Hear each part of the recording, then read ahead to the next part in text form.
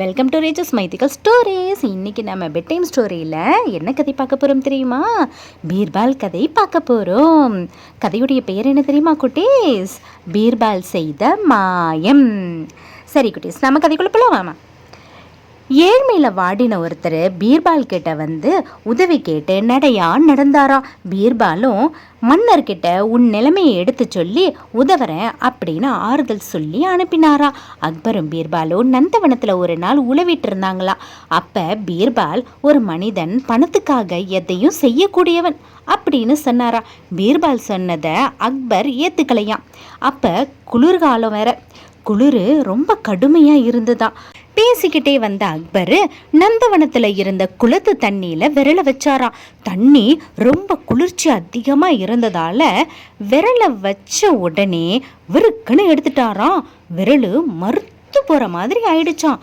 உடனே அக்பர் பீர்பால் கிட்ட, பணத்துக்காக ஒரு மனுஷன் எதையும் செய்வான் அப்படின்னு சொன்னீரே, இதோ இந்த குளத்து தண்ணியில் இரவு முழுசும் ஒருத்தன் இருந்தா நான் அவனுக்கு 1000 பொற்காசுகளை தரேன் அப்படின்னு சொன்னாராம். அரசே, தாங்கள் விரும்பினால் தங்களிடம் ஒருவனை கொண்டு வந்து நிறுத்துகிறேன் அப்படின்னு பீர்பாலும் சொல்லிட்டு கிளம்பிட்டாராம்.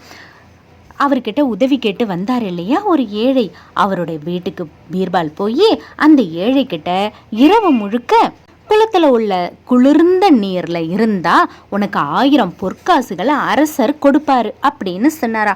பீர்பாலோட சொற்களை கேட்டு ரொம்ப நேரம் யோசனைக்கு பிறகு இது மூலமாக எனக்கு வளமை வரட்டும் அப்படின்னு ஒத்துக்கிட்டாரா.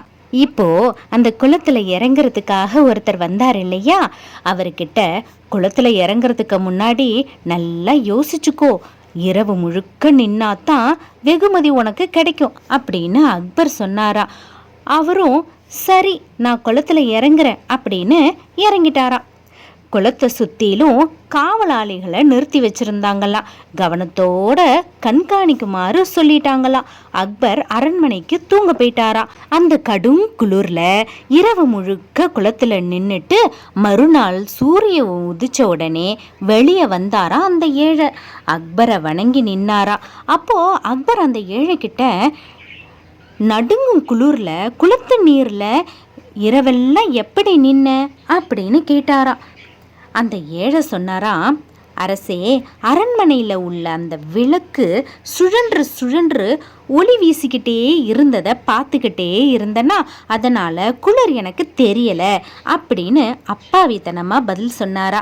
அப்படியானா அந்த விளக்கோட வெப்பமானது ஒன்றை வெது வெதுப்பாக வச்சுருந்தது இல்லையா, அதனால் இரவு முழுசும் உன்னால் குளத்து நீரில் இருக்க முடிஞ்சது, அதனால் உனக்கு வெகுமதி தர முடியாது அப்படின்னு சொல்லிட்டாராம். அந்த ஏழை ரொம்ப வேதனைப்பட்டு அங்கேருந்து வீட்டுக்கு போயிட்டாராம். பீர்பால் கிட்ட போய் பரிதாபமாக நடந்ததை சொல்லி முறையிட்டாராம். அதை கேட்ட பீர்பால், பயப்படாத, நிச்சயமாக உனக்கு வெகுமதி கிடைக்க செய்கிறேன் அப்படின்னு ஆறுதல் சொல்லி மறுபடியும் அனுப்பிச்சு வச்சாராம்.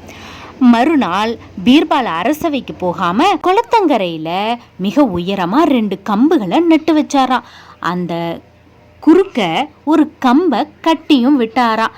கட்டி விட்ட கம்புக்கு நடுவில் தண்ணீர் உள்ள பானையை கட்டி தொங்க விட்டு கீழே நெருப்பு மூட்டி எரிய செஞ்சுக்கிட்டு இருந்தாராம். அப்போது அக்பர் அதிகால அரண்மனை மாடத்தில் உழவிக்கிட்டு இருந்தாரா. அப்போது குளக்கரையில் பீர்பால் நிற்கிறத பார்த்தாரா. அதனால் அக்பர் குளம் இருக்கிற இடத்துக்கு வந்தாரா. பீர்பால் என்ன செஞ்சுக்கிட்டு இருக்கிறீங்க அப்படின்னு சொல்லி கேட்டாரா. அதுக்கு பீர்பால் சொன்னாரா, அரசே, பானையில் உள்ள தண்ணீரை சூடுபடுத்திக்கிட்டு இருக்கேன் அப்படின்னாரா. அப்போது அக்பர், உனக்கு என்ன பைத்தியமா, நெருப்புக்கும் பானைக்கும் இவ்வளவு தூரம் இருக்கே, சூடு எப்படி உண்டாகும், தண்ணீர் எப்படி சூடேறும் அப்படின்னு கேட்டாராம். பீர்பால் பணிவாக சொன்னாராம், அரண்மனை மாடத்தில் தெரிகிற விளக்கோட சூடு குளத்தில் நிற்கிற ஏழைக்கு கிடைக்கும் போது அதில் 100 பங்கு தூரமே உள்ள இந்த பானைக்கு சூடு ஏறாதா அப்படின்னு கேட்டாராம்.